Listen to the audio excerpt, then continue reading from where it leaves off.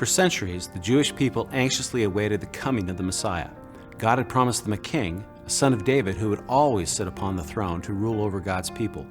Yet for centuries the throne had been empty. No one was anointed. Messiah means anointed one. No one was anointed to be king.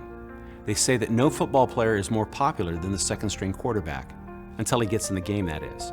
Before that, he's all potential and hopes and dreams for the future. What can he do? He's all possibility.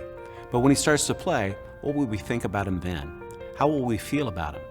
When Jesus the Messiah arrived, there was, I guess, the possibility that he'd be like the second-string quarterback.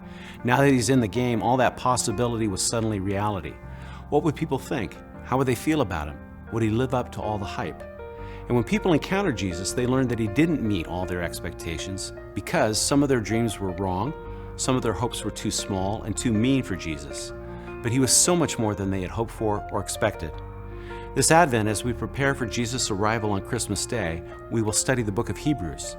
That's an unusual choice for Christmas time, but I think a good one, because the book of Hebrews tells us that what we had before Jesus was good, but what we have now in Jesus is so much better. For maybe the only time in history, reality far exceeded possibility. When we open our Christmas present and find Jesus, we get so much more than we ever dreamed.